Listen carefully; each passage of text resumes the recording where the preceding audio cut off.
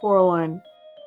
A story that is filled with adventure, danger, escape, and fantasy. Whether you portray it as a warning to watch out for manipulators, We've been waiting for you, Coraline.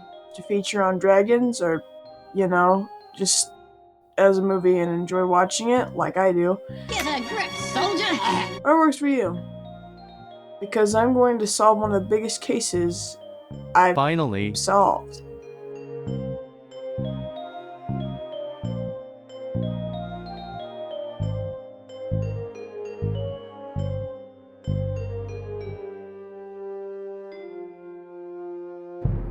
The Beldam and her true origins. By the way, these are none of my opinions, I'm just filling in for KP today. Now, I don't really support the theorizer's theory about the Beldam's origins. There was a lot of evidence that could be easily debunked, such as the garden, the well, the pink palace, etc. Although the theory is pretty famous, I'm not much of a fan of it. The next thing to get out of the way is, no, she's not a witch. I'll tell you why in a minute later. And no, she's not a spider either. I'll tell you that later as well. This video in theory will only focus on the movie Coraline instead of the book, but there are some parts of the theory that connect to the book. You'll know which one in a minute. Now let's get to know the Beldam.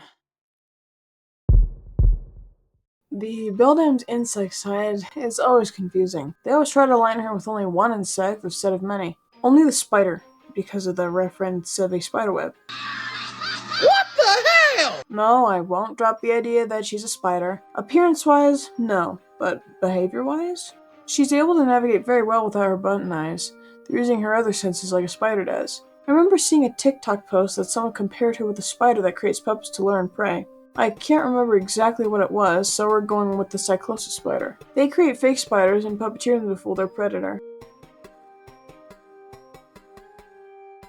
One Tumblr post mentions that the Beldam is a Goliath beetle because of the crack pattern around her body. I like the idea, since it explains a phenomenon that happens to be the Beldam's face. I'll explain it later in the video, but right now, I support this beetle idea. After all, beetles are referenced everywhere in the house. There's certain appearance with some windows, the wallpaper, and much more that I might not notice in the movie. This one might be some new info for some, but the Beldam is supposed to also reference a mantis. However, people only compare her to a praying mantis. There are more mantises around the world, and there's one that heavily inspires her body figure, and also explains the cone-like shape at the back of her head on the side view. The Impusidae. mantis, also known as the conehead mantis. Now that we know what the Beldam's insect features are, what about her supernatural side?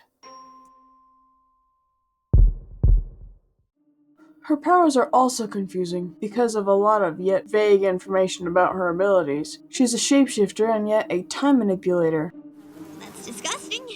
Creator of pocket dimensions, weather manipulator, distortion manipulation, possibly teleportation, animal mind control, soul extraction, precognition, and possibly a lot more that we don't know yet. People have stated that the Beldam is a witch or a fae, which I don't really support because of the main factor that destroys the whole idea.